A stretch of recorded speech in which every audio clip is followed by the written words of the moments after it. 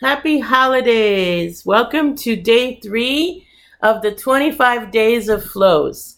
This is a more intermediate flow today on day 3. So I'm going to try and do it as quickly as I can to keep these under 15 minutes. But please add comments if you want further detail or if you think this should be another video about this as well. So day 3 is about sending form responses to teams for approval, and it includes built-in PBI or Power BI analytics.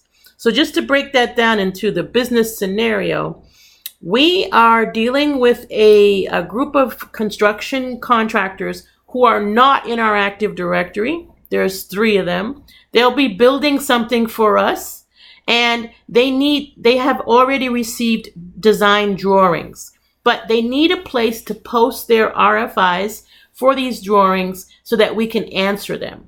So we're going to use Microsoft Forms as a survey so that they can ask their RFI questions. Then the questions will be posted directly to Microsoft Teams for the team members to respond to the questions, but also to classify them.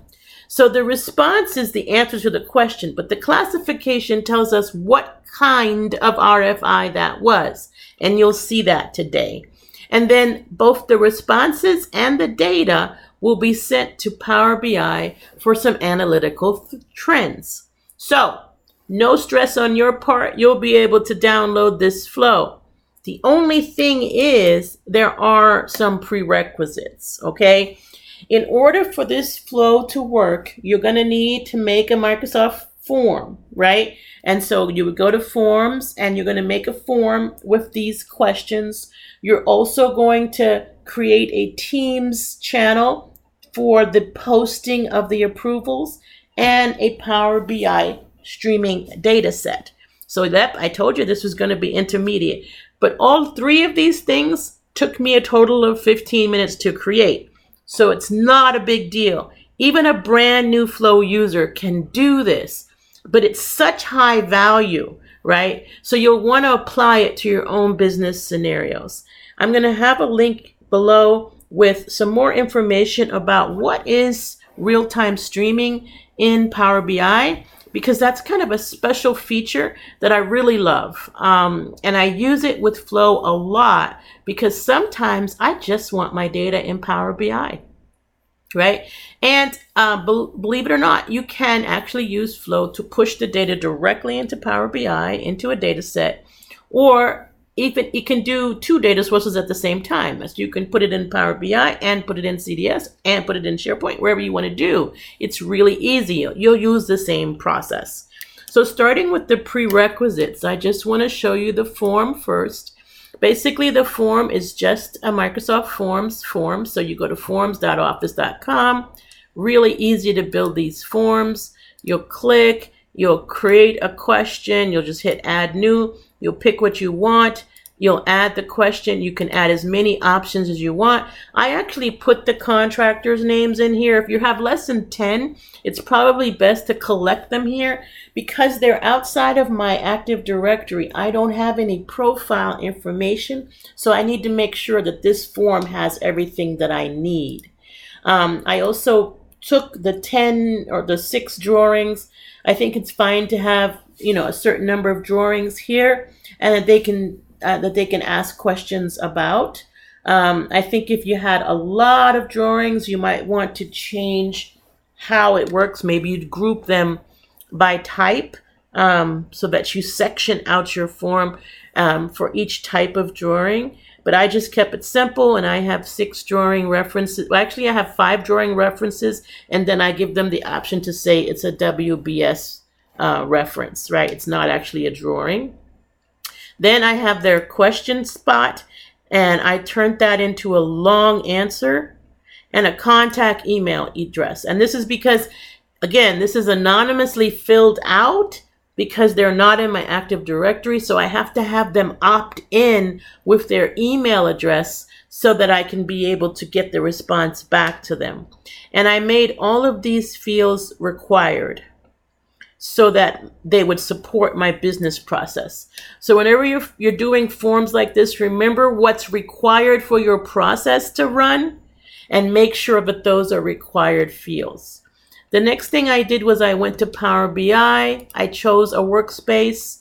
Normally, I choose a workspace that is the same as my team's instance. That way, each member of the team will also have access to anything I have in Power BI. In this case, I did it a little bit different because I know these people have access to both the contractor workspace and the team's workspace, right?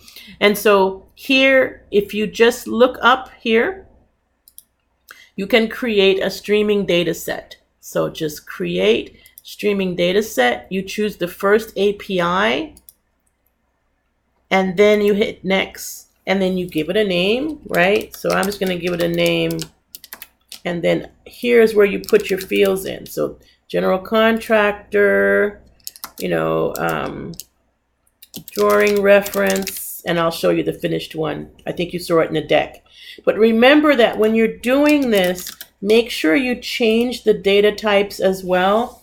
You want to make sure that numbers are numbers, because you know how, when you're number crunching and when you're doing analytics, you really need to know that a number is a number, not text, and a text is text, and that dates are dates. So be sure to change your types here. And what you'll end up with, it'll build your JSON for you. You do not need this in Flow. However, you may need it in other applications. It's your payload, okay? I also will turn on historical data analysis so that I can see trends over time. Now, I'll just show you the finished data set that I made so you can see. And you'll also have a screenshot of this in the page where you're going to download the flow. And basically, that's all I did for my analytics. Now, one thing I like to include always is a numeric value in my analytics. But in this case, I didn't need one. All right. And so I end up with a data set. From your data sets, you can create your reports. I made a simple report with, it's got already some sample data in there. 4 different RFIs have been created by 2 contractors. And these are the classifications that were given to them. So if I click on contractor 2, basically they only had design clarifications versus contractor 1, which had a specification gap in addition to a design clarification and a constructability issue. So these classifications help us to look at our processes, look at our situation, and see where we can integrate some best practices or lessons learned. All right. This whole dashboard can be embedded directly into Power BI. So I go to the section where I'm going to put this, and I add a simple tab where my Power BI dashboard is. So I'll just remove it and add it back. So basically, I will normally set this up in advance so that my flow just kind of updates all these things, right? So just take this simple report. See what I did? I said Power BI, I said which workspace, and it tells me the list of all the reports in that workspace. I chose the simple report. I could have also chosen a dashboard, and now people can see in real time how these drawing RFIs are being responded to. Okay, so I'm going to go back to conversations here, and then we're going to go and work on our flow. So remember, you have to have a form, a channel in Teams, and a streaming data set to use this flow. So you would do those things basically first, and then you download your flow and reconfigure it to point to your things. So the first thing that you'll point to is your form ID. So you'll use the trigger when a new response is submitted in forms, and you can quickly select your form. One thing people often forget is the get response details. It pairs all the time with when a new response is submitted. So immediately right after you use that trigger, your first action will be get response details. This will enable you to get all the details that were submitted within that form. And the only thing this action needs is the ID. And that's the only thing you'll actually get from your dynamic tags as well, is the ID. All right. Now I'm going to talk about that a little bit later. You might have noticed something different in the designer. Just give me a few minutes. Now this one is an interesting one. I want to send an approval to the entire team. So not just one person, not just a user, but the entire team. And so I need to get the list of emails from the people in that team. And so I've made a variable where I can hold those emails. And this is going to be a simple string. I also renamed this so that people would know what this variable is for. And for those of you that are new, a variable is just a bucket. It's a box. I can put things in that box and use them whenever I want. And things can go in and get pulled out of that box throughout the entire flow. It's variable. It changes, okay? Now I have a scope here. A scope is an action that you can add, and then you can put things into it, right? So if you look for scope here, scope is just like a way of encapsulating something, and it's just called scope. But what I did was I added it, and then I dropped everything in it about getting the email addresses for the approval so that I could tell someone who's looking at this, all of this in here is for getting the assigned to for the approval, right? So we're iterating through the list group of the Power Platform Demos channel team, and then we are taking the email from there and putting it into a variable with a semicolon after it. It's really important that you don't forget the semicolon after the mail dynamic content, because otherwise you'll get an error, because email addresses need to be separated by semicolons. So because I've iterated through that, now this variable will end up with a string of all the team members' emails. Now in this case, there's only a couple of people in this team, but it will keep going until it gets all the members of the team. Now, if somebody is added to the team while this flow is running, they might get missed. So it's only the people at this moment who are in that group, okay? And I notice that I'm using a pen to string variable as I loop through these. And this is really important because I don't want to get rid of what was there already. I want to add to it. So a pen means to add to string. So we're adding to the string box so that we get a list of emails from everybody who is in this group. All right. And I put that all into the scope. Now, what's nice about having things in a scope, and unfortunately, I don't believe I can put the variable in there. Variables cannot go into scopes. And that's why you see that little circle with the slash through it. Maybe it's going to let me get in it. No, it says an initialized variable cannot go into a scope. It has to stay at the top level. But everything else in here, I can keep it and use it in any flow. So you can take these little scopes of things that you're doing and you can just copy them to your clipboard. I love this. Now I can go to any flow, not just this one, any flow, and hit new step. Click my clipboard and it will be there. You can see I did this earlier. And it will, each time you copy, it'll take that thing. So I'm going to copy this to my clipboard. And now you'll see. So this is a great way to create your own flow that has a whole bunch of snippets of scopes and things that you like to reuse. It's not a problem now with copy and paste. All right, so there's this whole part right here was to get all the emails. This one, I'm going to talk to you about a little bit later because it's a little bit of a cheat. But then I create my approval. In my approval, I'm going to use custom responses. I don't know if you knew that was possible, and wait for one response. So no matter how many people are in this team, as soon as somebody responds, this approval is done, okay? I could have also chosen to have everybody respond, but I only want one response, okay? Flow is still going to think of this as an array. So just remember that, and we'll talk about this other variable in a minute. Now, why are my responses looking like not approved and reject is because I don't want them to approve or reject. There's nothing to approve or reject.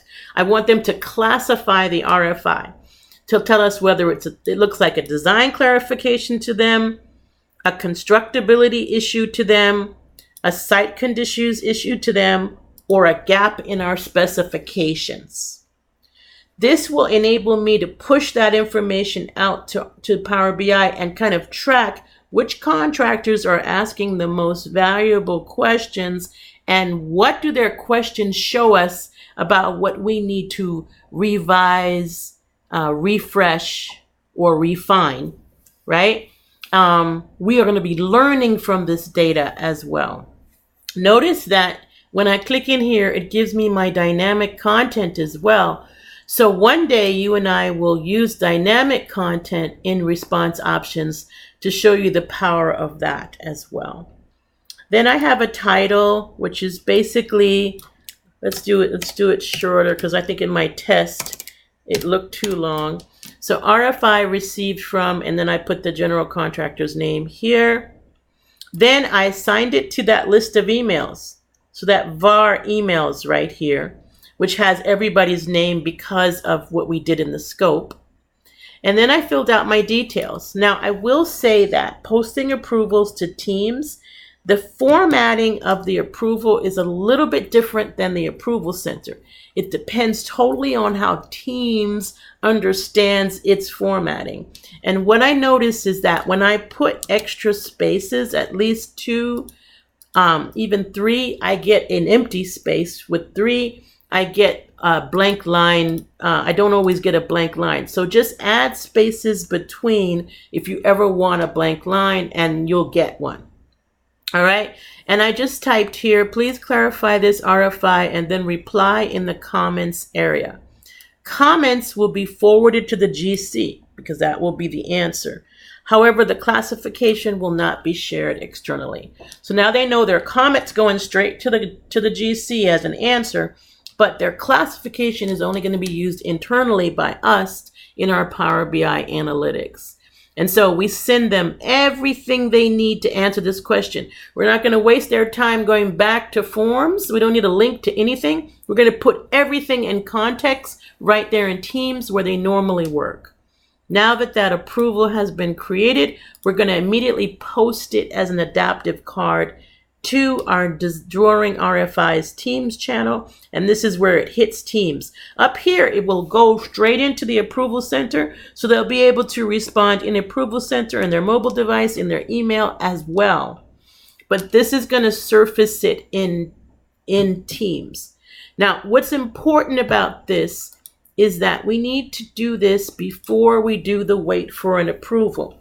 The wait for an approval is what's going to enable us to see what happened during that approval, right? It's the only way we're going to be able to retrieve what happened within the flow.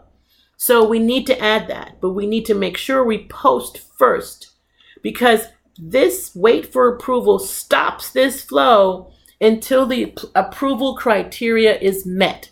So in this case, I asked for only one response. So as soon as one person responds, the approval will be done. If I had chose wait for all responses, then this approval would wait right here until everybody responded. So everything would be ignored until everyone responds. So keep that in mind. If you accidentally had put this after the wait, then the approval would not be posted in Teams until after it had been responded to, which is kind of a waste of time, right? So keep in mind that the wait needs to be at the right place in your flow. Next, I do a little bit of weirdness here, and this is me. I don't like playing with apply to each for what I consider unnecessary reasons. I will need their response comment in the email and in my Power BI. Excuse me. And because of that response comment, if you look at the way this comes out, I'm going to just go and look at my dynamic tags here. Notice that we did do some changes with the designer. So if you click in here and you don't see the designer on the right, like up here, we saw the designer on the right here. But if you ever do not see the designer on the right, what you'll see instead is this plus sign right here, which will enable you to add content from previous steps. When I click on this, now it's showing me grouped by the name of the actions and the triggers. Notice I can collapse them all the way down to the first set that we had here. Or I can open this. So these top level headers or groups that can be collapsed, these are the actual triggers and actions in your flow. So I can go straight to the one from the wait, right? And so this is where all of the dynamic content is from my wait for an approval. And this responses comment that I'm looking for is in the plural. See that? It says responses comments, right? So anytime I drop that down, it's going to throw me into an apply for each, which is okay. There's only going to be one, but I wanted to pull it out and make it only one so I don't have to deal with that later. And so what I did was I went ahead and put a set variable in the apply to each, and I'm setting my var comment up above. I don't know if I showed it to you yet. This one here, I'm setting this value to the responses comments in this apply to each. It's only going to run once, but what's really important about this set variable, it differs from the append variable in that set will override anything that was there already. So every time it sets, it replaces what was there, versus what we used in the scope up above, which was an append to string. So in this case, we're appending the emails one at a time to that string, and we're not replacing what was there before. So keep that in mind as you work with append versus set variable, okay? Now, after I have all that done, now I'm ready to go ahead and send my email. So I will send that contact email, the response to the question, and all I need to put in there is that var comment, because that has all the comments in there. Again, I had to set my form up, and I don't have it handy here, to have a question called contact email. That's really important because my form is an anonymous form. It can be filled out by anyone. So the responder for it is anonymous. So I had to add a question to my form called contact email, make it required so that they would opt in to being contacted with their email address. Next, this is where we finally send the data to Power BI. And basically we pick that contractor, that data set, and the table is always real-time data when it comes to streaming data sets. And you basically just fill out all of your data using the dynamic tags. Two key things to remember with these dynamic tags. The outcome, in this case of that approval, represents the button they pressed on. So if I open this up, we had 4 custom buttons: design clarification, constructability, site, and specification gap. This is the outcome, all right? If many people are responding, then the outcome will be each response separated by semicolons, all right? In this case, we've only got one, and that's going to be that one person that responds, but it still needs the outcome. And then this var comment is the comment that they made that was sent to the GC.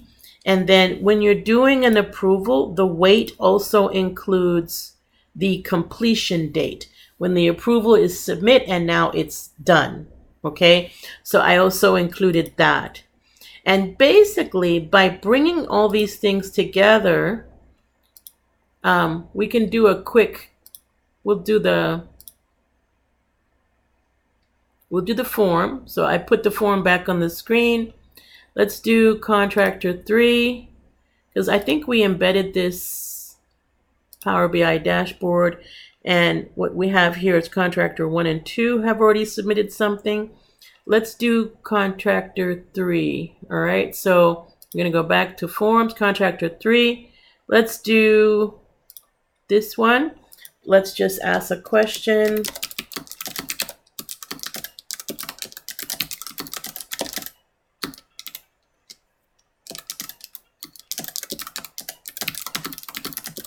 Okay, that's my question.